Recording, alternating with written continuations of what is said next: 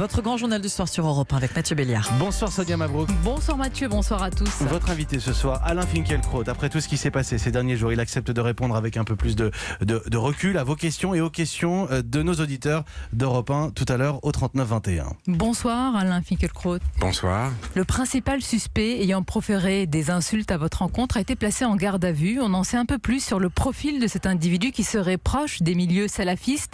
Ce profil, ces premières informations, elles ne vous surprennent pas ? Elles ne me surprennent pas le concernant. Mais il n'était pas le chef de file de la meute qui m'a invectivé. D'autres étaient animés par la même haine. Pour autant, ils ne partageaient pas la vision du monde de ce salafiste qui était reconnaissable comme tel avant même qu'il soit arrêté. Mais j'aurais fait remarquer déjà une chose à son propos.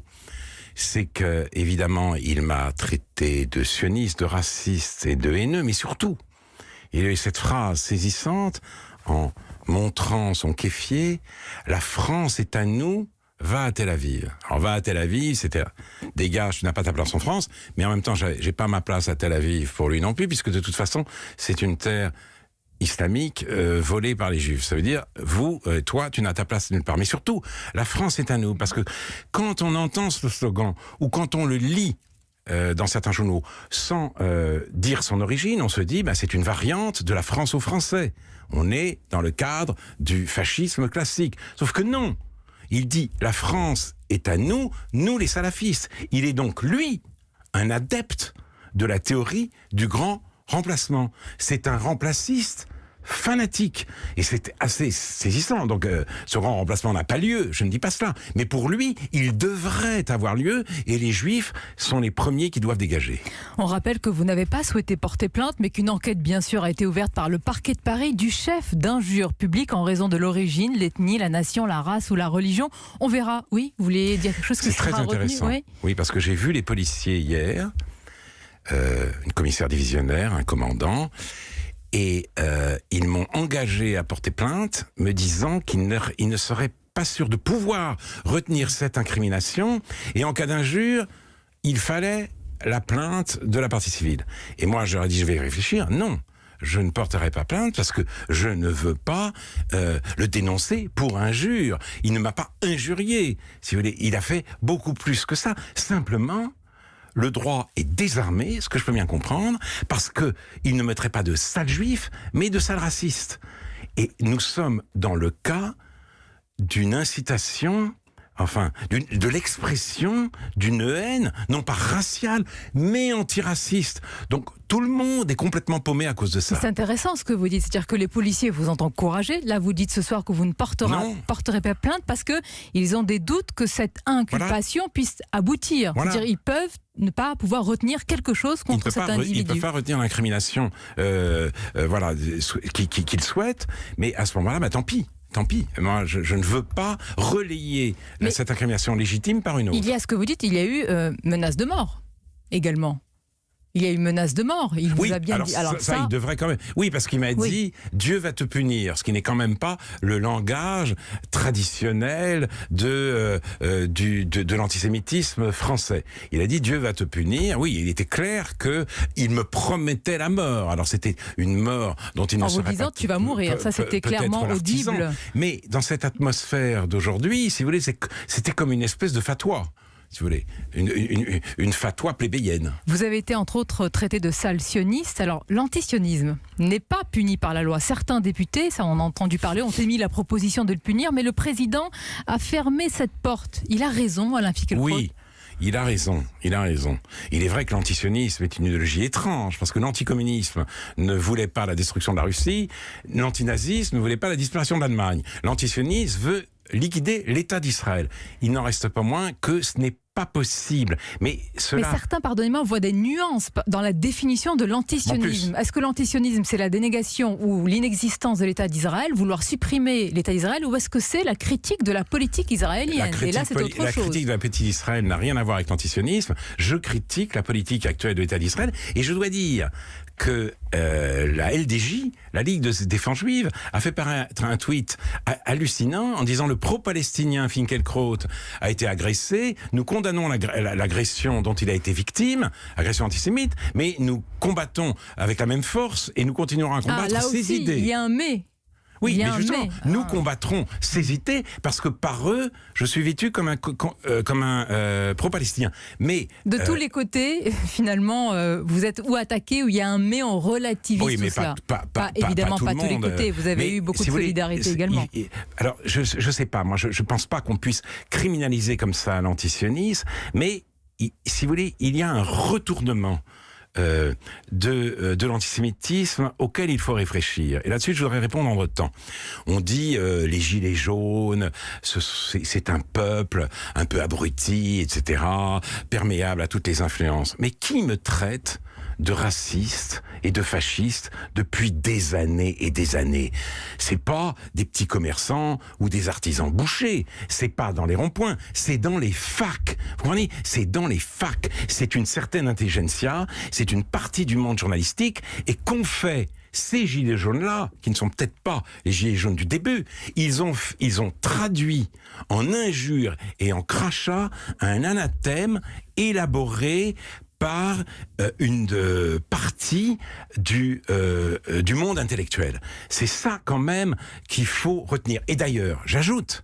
C'est intéressant ce que vous dites, c'est-à-dire que vous ne pointez pas du doigt les gilets jaunes, hein. Vous dites qu'il ne faut pas essentialiser, mais vous dites attention, il y a une forme, ça a infusé dans leur esprit tout ce qui a été dit contre moi par une forme d'élite finalement qu'ils dénoncent eux-mêmes. Pourquoi ils me connaîtraient? Vous voyez qu'ils m'ont lu, ils me connaissent parce que cette rumeur est là, et c'est aussi avec les mêmes arguments racistes que j'ai été chassé de Nuit debout. D'ailleurs, le gourou de Nuit debout, pour Frédéric Lordon, pour justifier mon expulsion, a dit que j'étais un des porte-paroles les plus notoires de la violence raciste identitaire. Et j'ajoute qu'il y a une journaliste qui a eu son heure de gloire au Nouvel Observateur, qui ensuite s'est transférée à Marianne, et qui dirige aujourd'hui le média, le site d'information très proche de la France Insoumise. Vous parlez évidemment, Alain Finkielkraut, d'Aude Lancelin. Je veux parler d'Aude Lancelin. Eh bien, ces tweets sont très intéressants. D'abord, elle s'en est pris à Benjamin Griveaux, qui avait dit qu'on m'avait crié sale juive à mon égard. Il dit sale juive, cette phrase est inaudible sur les vidéos. Donc, il s'agit, encore une fois, de salir un mouvement social. Autrement dit, grosse mère de sioniste, raciste, fasciste, ça lui va très bien. Bien sûr que ça lui va très bien, puisque dans un autre tweet, elle dit que j'ai été chassé en tant qu'incitateur à la haine publique, notamment contre les jeunes musulmans, en toute impunité depuis 20 ans, sans rencontrer le moindre obstacle. Autrement dit, elle délivre un certificat de bonne conduite aux lyncheurs dès lors qu'il n'utilise pas l'expression sale juif, mais sale raciste, ça lui va très alors, bien. D'où ça vient? Donc, est-ce que vous qu'on pouvez arrête de dire les gilets jaunes par-ci, les gilets jaunes par-là. C'est un C'est beaucoup plus antisémitisme grave. qui vient d'où? Vous avez dit une forme. En tous les cas, est-ce que vous liez ça à l'islamo-gauchisme? C'est ce qu'on emploie comme concept? Je ne sais pas, l'islamo-gauchisme, en tout cas... Vous l'avez dit il y a un certain temps, je pense que vous êtes cohérent dans vos prises de position. Évidemment, c'est-à-dire, il y a des gens qui rêvent d'une convergence des luttes entre tous les peuples, et peu importe que les Juifs soient les premières cibles de cette convergence des luttes, puisque les Juifs sont des sionistes, et que pour eux, la plupart des Juifs sont sionistes, et que pour eux, le sionisme, c'est l'assassinat du peuple palestinien. Donc voilà, c'est ça qui existe aujourd'hui. Mais depuis quelques jours, le débat se fait vif, Alain Finkielkraut, sur les différentes formes d'antisémitisme, ce que l'on appelle les visages ou les nouveaux visages de l'antisémitisme, dont l'islam radical. Est-ce que c'est l'un des visages et il faut le dénoncer, ou est-ce que c'est pour vous le visage principal de l'antisémitisme? D'abord, c'était l'un des visages de mes agresseurs. Il n'y a pas que l'islam radical, il y a en effet que la haine des Juifs ou le mépris des Juifs est très répandu dans le monde arabo-musulman, et que donc il est très répandu en France dans les quartiers. Et les Juifs sont, si vous voulez, vivent dans un tel état d'insécurité qu'ils sont obligés de déménager, ce qui constitue, comme l'a dit Édouard Philippe, une alia intérieure, c'est pas à cause des gilets jaunes. Oui, une précision, quand vous dites répandu dans le monde arabo-musulman, du fait du conflit israélo-palestinien éternel depuis 50 ans. Rien à voir avec le conflit israélo-palestinien. Ce conflit ne nourrit pas un mépris justement des Juifs. D'abord, le mépris, il est antérieur. Les Juifs sont méprisés au nom de l'islam. C'était des dhimmis. Mais encore une fois, je ne veux pas incriminer les musulmans en général. Il y en a qui vivent tout à fait calmement leur foi. Et il y en a beaucoup qui n'ont que des sentiments. Alain Finkielkraut, certains vous reprochent de le faire. Oui, ils me reprochent de le faire alors que je ne le fais pas. Évidemment, puisque je ne le fais jamais. Donc ils me le reprochent à tort. Mais leur problème, c'est que cet antisémitisme-là, ils ne veulent pas le voir parce que ce serait stigmatiser une population déjà discriminée. Donc ils pratiquent le déni. Et vous le constatez, même dans la manifestation d'hier. C'est-à-dire quand on peut impliquer les fascistes ou pire les néo-nazis.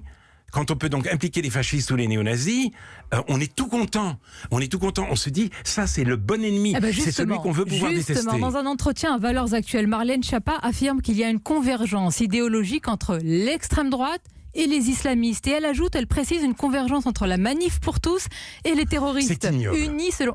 C'est ignoble. La manif pour tous, c'est ce qu'ils veulent. Ils auraient voulu que mes agresseurs, ce soit la manif pour tous. Qu'ils soient à la fois contre l'avortement et contre moi. Mais c'est complètement dingue. Et je voudrais signaler, rien pour enfoncer le clou, qu'aujourd'hui, en France, des églises sont profanées. Des agressions antichrétiennes augmentent. Et on n'en parle pas. Et imaginez que si des écoles et des synagogues étaient profanées, tout le monde en parlerait. Or, c'est aussi grave. Non, mais cette idée est complètement folle. Il y a un problème qui n'est pas réductible à l'islamisme en France, un problème de l'antisémitisme très répandu dans la gauche radicale. Il y a évidemment des néo-nazis qui se prennent au jeu. Il y a le phénomène Soral Dieudonné qu'on devrait étudier de près. Mais le grand rêve, si vous voulez, de toute une gauche bien pensante, c'est en effet de faire face à un seul et même ennemi, ceux qui sont contre parent 1 et parent 2 et ceux qui sont contre les juifs. Eh bien moi je suis juif et parent 1 et parent 2, je trouve que c'est une débilité noire. Alain Finkielkraut, je vous remercie parce que je sais qu'il y a plusieurs auditeurs qui veulent vous poser des questions, vous interpeller. Une dernière question ce soir, vous allez écouter le discours du président de la République depuis le dîner annuel du CRIF. Est-ce que vous en attendez quelque chose ? Je l'écouterai en différé. Je ne sais pas exactement ce qu'on peut en attendre parce que moi, ce que j'attendrais, c'est un bon diagnostic. C'est pas des mesures particulières. Quelles mesures voulez-vous prendre ? C'est un bon diagnostic de l'état des choses en France et en Europe. Malmö, 3e ville suédoise, est en train de devenir Judenrein, vide de juifs. Pourquoi ?